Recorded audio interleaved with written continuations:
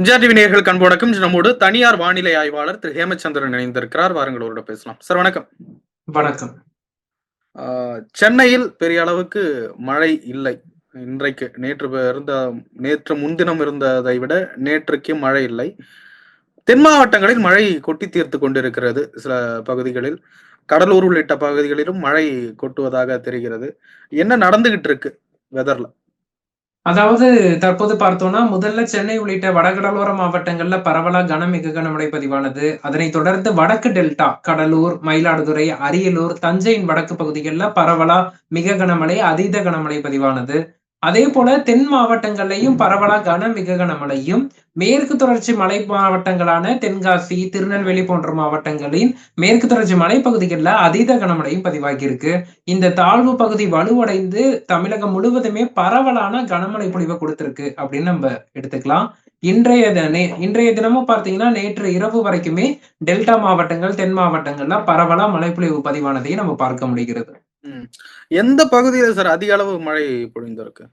அதிகபட்சமான மழைப்பொழிவு திருநெல்வேலி மாவட்டம் ஊத்து பகுதியில் 54 சென்டிமீட்டர் மழை பதிவாகி இருக்கு. அதே போல திருநெல்வேலி, தென்காசி, கடலூர், மயிலாடுதுறை, அரியலூர், தஞ்சாவூர், திருவள்ளூர் போன்ற மாவட்டங்கள் எல்லாம் அதீத கனமழையா 20 சென்டிமீட்டருக்கு மேல் மழை பதிவாகி இருப்பதையும் நம்மளால பார்க்க முடியுது. என்ன காரணம்? வங்கக்கடல்ல என்ன நிகழ்ந்து கொண்டு இருக்கிறது? காற்றழுத்த தாழ்வு பகுதி இருக்குன்னாங்க. இப்ப அதுவும் இருக்கா? வேற எதுவும் புதுசா உருவாகுதுன்னாங்க. என்ன டிப்ரெஷன்லாம் என்ன ஸ்டேஜ்ல இருக்கு? அதாவது தாழ்வு பகுதி நமக்கு கடந்த சில நாட்களாக மழைக்கு கொடுத்த அந்த நன்கமைந்த காற்றழுத்த தாழ்வு பகுதி தற்போது முழுமையாக வலுவிழந்திருக்கு.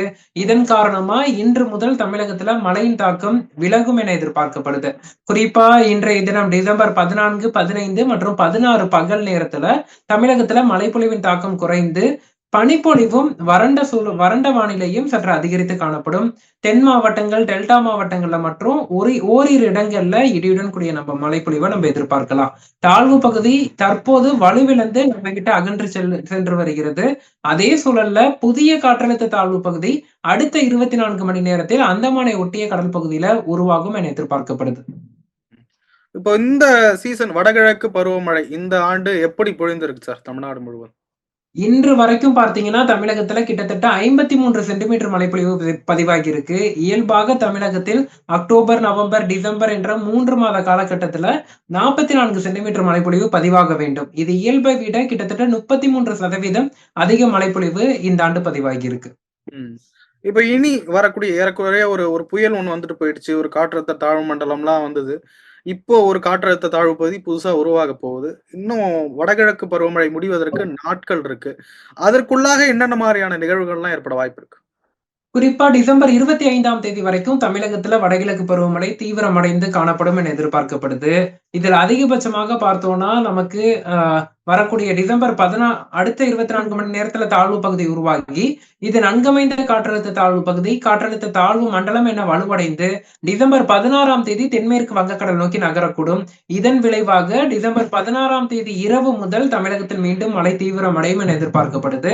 டிசம்பர் 17, 18, 19 ஆகிய நாட்கள் எல்லாம் தமிழகத்தில் வடகிழக்கு பருவமழை தீவிரமடைந்து மழைப்பொழிவு கொடுப்பதற்கான வாய்ப்புகளும் சாத்தியக்கூறுகளும் இருக்கிறது. இப்ப இந்த ஒரே ஒரு காற்றழுத்த தாழ்வு பகுதி தான் வலுவடையுமா? இதற்கு பிறகு எதுவும் புதுசா உருவாக வாய்ப்பு இல்லையா? அதாவது நமக்கு அடுத்தடுத்த சலனங்கள் தற்போது உருவாகி வருகிறது. இந்த சூழல்ல இப்போது உருவாகக்கூடிய சலனம் மழை தரும் நிகழ்வாக இருக்கும் அப்படின்னு எதிர்பார்க்கப்படுது. இதன் காரணமா டிசம்பர் 16ஆம் தேதி முதல் 19ஆம் தேதி வரையிலான காலகட்டத்துல 5ஆம் சுற்று வடகிழக்கு பருவமழை தீவிரமடைய இருக்கு. இந்த நிகழ்வு முடிந்த பிறகுதான் அடுத்த நிகழ்வு பற்றி ஒரு தெளிவான ஒரு கருத்து நமக்கு கிடைக்கும். இருந்தாலும் அடுத்த சுற்று மழைப்பொழிவு டிசம்பர் 20ஆம் தேதிக்கு பிறகு வாய்ப்பு இருக்கு. அதற்கான வாய்ப்புகள் டிசம்பர் 24, 25 தேதிகளை ஒட்டி நம்ம அடுத்த மழைப்பொழிவை நம்ம எதிர்பார்க்கலாம். புயலுக்கு எதுவும் வாய்ப்பு இருக்குங்களா சார்? வழக்கமா டிசம்பர் இந்த சலனமே புயலாக மாறுவதற்கான வாய்ப்புகள் இருக்கு. அது நமக்கு இன்னும் ஓரிரு நாட்கள்ல இது புயலாக மாறுமா அல்லது காற்றழுத்த தாழ்வு மண்டலமாக தான் இருந்து மழைப்பொழிவை கொடுக்குமா அப்படிங்கிறத நம்ம உறுதிப்படுத்தலாம். இது தாழ்வு மண்டலமோ புயலோ அல்லது தாழ்வு பகுதியோ எதுவாக இருந்தாலும் நமக்கு ஒரு மழைப்பொழிவை தரும் நிகழ்வாக இருக்கும். எந்தவித காற்று பாதிப்பையும் ஏற்படுத்தாது.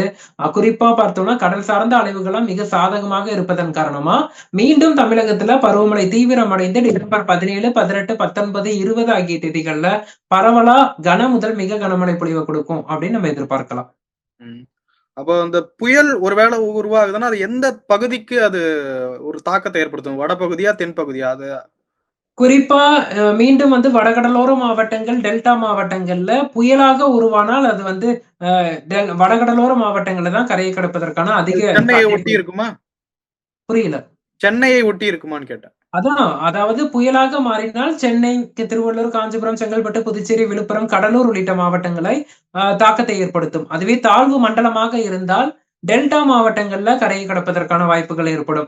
அல்லது இது தாழ்வு பகுதியாகவே தான் இருக்கு, வலுவடையவே இல்ல அப்படின்னா, மன்னார் வளைகுடா நோக்கி நகர்ந்து ஒட்டுமொத்த தமிழகத்துக்கும் மழையை தரும். எது எவ்வாறாயினும் இது புயலாக மாறினால் கூட கரையை கடந்த பின்பு உள் மாவட்டங்கள், தென் மாவட்டங்கள் என ஒட்டுமொத்த தமிழகத்திற்கும் மழை தரும் நிகழ்வாக மாறும் அப்படின்னு எதிர்பார்க்கப்படுது. இந்த சலனம் புயல் என்றாலும், தாழ்வு பகுதி என்றாலும் தமிழகத்திற்கு மழை தரும் சலனமா அமையும். தாழ்வு மண்டலமாக மாறுவதற்கு மிகுந்த சாத்தியக்கூறுகள் மிக சாதகமா இருக்கு. புயலாக மாறுமா என்பது நமக்கு ஓரிரு நாட்கள்ல மிக தெளிவாக தெரியும். ம். தென் மாவட்டங்கள்ல இந்த ஆண்டு பருவமழை எப்படிங்க சார் இருக்கு? நல்ல மழையை கொடுத்திருக்கிறதா? தென் மாவட்டங்கள்ல இதுவரை கடந்த 2, 3 சுற்றுகள்ல பெரிதாக மழை பதிவாகல. பற்றாக்குறை மழை நிலவியது. ஆனால் இந்த 4ஆம் சுற்று மழைப்பொழிவுல ஒரே நாள்ல தென் மாவட்டங்கள்ல பரவலா மிக கனமழை பொழிவும், மேற்கு தொடர்ச்சி மலைப்பகுதிகள்ல அதீத கனமழையும் பதிவாகியிருக்கு. இதனால இயல்பான அளவிற்கு தென் மாவட்டங்கள்ல மழைப்பொழிவு மீண்டும் திரும்பி இருக்கு. அடுத்த சுற்றுலயும் தென் மாவட்டங்கள்ல மழைப்பொழிவு இருக்கும் என்பதன் காரணமா, ஒரு இயல்பான மழைப்பொழிவ நம்ம தென் மாவட்டங்கள்ல எதிர்பார்க்கலாம். பிற மாவட்டங்கள், குறிப்பா டெல்டா, வடகடலோர மாவட்டங்கள், வடக்கு உள் மாவட்டங்கள் எல்லாம் இயல்புக்கு மிகுதியான மழைப்பொழிவு பதிவாகியிருக்கு. ம். சென்னையில் இந்த ஆண்டு மழை பொழிவு எப்படிங்க சார் இருந்தது? வழக்கமா சென்னையை பொறுத்தளவுக்கு தற்போது இயல்புக்கு மிகுதியான மழைப்பொழிவு தான் பதிவாகியிருக்கு. இந்த சூழல்ல கடந்த கடந்த அடுத்த ஆண்டை விடவா? அதாவது கடந்த ஆண்டை ஒப்பிட முடியாது. இயல்பாக பதிவாக வேண்டிய மழையை விட அதிக மழை பதிவாகி இருக்கு. இதுல மீண்டும் ஒரு சுற்று மழைப்பொழிவு சென்னைக்கு இருக்கு. அப்படிங்கிறப்போ, இது முடிவடையும் போது டிசம்பர் 31ஆம் தேதி பார்த்தீங்கன்னா, இயல்புக்கு மிகுதி என்ற நிலையில தான் சென்னையிலயும் நிறைவு பெறும். இயல்புக்கு மிகுதின்றத பார்க்க முடியும். சென்னையில அதிகமா வெள்ளம் பாதிக்கக்கூடிய இடங்கள்லாம் நெறைய இருக்கு. ஸோ அதெல்லாம் பாதிக்கப்படுற அளவுக்கான ஒரு மழை இன்னும் வருமா?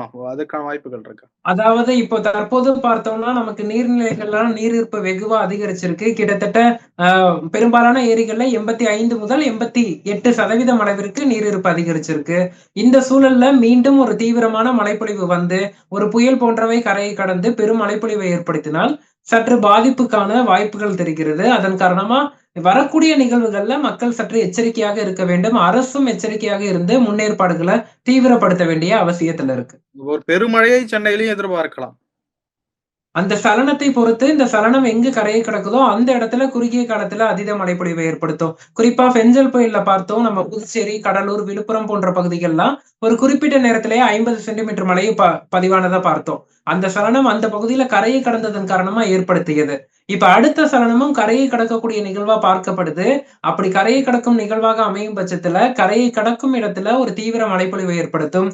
அது டெல்டா பகுதியா, சென்னை உள்ளிட்ட வடகடலோரமா அல்லது கடலூர், புதுவையா இருப்பத நம்ம ஓரிரு நாட்கள்ல உறுதிப்படுத்தலாம். ஏன்னா தாழ்வு பகுதி உருவானாதான் அந்த தாழ்வு பகுதியின் தீவிரம், அதன் பாதை இது எல்லாமே நமக்கு தெளிவாக தெரியும். தற்போது மற்றொரு தாழ்வு பகுதியும் நமக்கு குமரிக்கடல், அரபிக்கடல் பகுதியில நிலவி வருது. இது வலுவிழந்த பிறகு நமக்கு துல்லியத்தன்மை கிடைக்கும். எது எவ்வாறாயினும் இது ஒரு மழை தரும் நிகழ்வு. பரவலான மழைப்பொழிவு கொடுக்க இருக்கு. வடகடலோர மாவட்டங்கள், டெல்டா மாவட்டங்கள், உள் மாவட்டங்கள், தென் மாவட்டங்கள் என ஒட்டுமொத்த தமிழகத்திலும் வடகிழக்கு பருவமழை தீவிரப்படுத்தி மழைப்பொழிவு கொடுக்கும் அப்படின்னு பார்க்கப்படுது. அதன் காரணமா சற்று முன்னெச்சரிக்கையா இருப்பது அப்படிங்கிறது அவசியமா பார்க்கப்படுது. எந்த தேதி வரைக்கும் சார் இந்த வடகிழக்கு பருவமழை நீடிக்க வாய்ப்பு இருக்கு? இயல்பாக நமக்கு லானினா ஆண்டுகள்ல ஜனவரி மாதமும் வடகிழக்கு பருவமழை நீடித்து மழைப்பொழிவு கொடுத்திருக்கு. இந்த ஆண்டும் ஜனவரி மாதத்துல நீடித்து மழைப்பொழிவு கொடுப்பதற்கான வாய்ப்புகள் தென்படுது. குறிப்பாக ஜனவரி மாதத்தின் பிற்பகுதியில, ஜனவரியின் 3வது, 4வது வாரங்கள்ல மழைக்கான வாய்ப்புகள் தென்படுகிறது. இப்ப சமீப நாட்கள்ல இந்த ஆண்டு குறிப்பா பார்த்தோம் அப்படின்னா, வானிலை ஆய்வு மையத்தின் கணிப்புகள் சில முன்ன பின்ன முரணா இருக்கிற மாரி தெரியுது. அப்படிதான் நெறைய பேர் இந்த புயல்ல கூட பார்த்தோம். இதற்கெல்லாம் என்ன காரணம்னு நெனைக்கிறீங்க? இல்ல நம்ம வந்து நிலநடுக்கோட்டுக்கு அருகில் இருக்கக்கூடிய ஒரு நாடு. அதேபோல வெப்பமண்டல நாடு. பல தரப்புப்பட்ட கணினி சார்ந்த தரவுகளும் துல்லியத்தன்மை இன்றி தான் காணப்படுது. அதுவும் இந்த ஆண்டு மிக சாதகமற்ற ஒரு நிலையில காணப்படுது. கணினி சார்ந்த தரவுகள் மிக துல்லியமற்ற நிலையில பார்க்கப்படுது, காணப்பட்டு வருகிறது. இதற்கு முக்கிய காரணம் கடந்த ஆண்டு எல்னினோ, தற்போது லானினா என்ற மாறுபட்ட வானிலை அமைப்புகள், கடல் சார்ந்த, வளிமண்டலம் சார்ந்த அமைப்புகள் மாறுபட்டு காணப்படுவதன் காரணமா, இது போன்ற துல்லியத்தன்மை நிகழ்கிறது.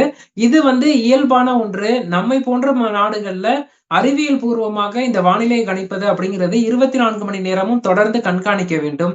அப்போது சிறிய சிறிய மாற்றங்களும், சிறிய சிறிய அ நிகழ்நேரத்துல மாற்றங்களும் இருக்கக்கூடியதுதான். இந்த ஆண்டு சற்று கூடுதலாக காணப்பட்டு வருகிறது. இல்ல இது வழக்கமான ஒரு நிகழ்வு தானா? இது சரி பண்ணிடலாமா? இல்ல இனி வரும் காலங்கள்ல இப்படிதான் போகும் அப்படின்ற மாரி சில பேர் சொல்றாங்க.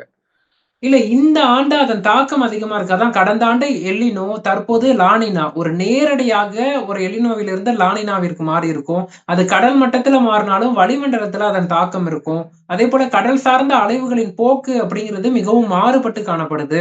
இது போன்ற காரணங்களால கணினி சார்ந்த தரவுகள் மிக துல்லியமற்ற நிலையில சென்றிருக்கு. அதன் காரணமா தான் இந்த ஆண்டு பல மாறுபட்ட, முரண்பட்ட வானிலை காரணிகள், வானிலை தகவல்கள் வந்து கொண்டிருக்கிறது.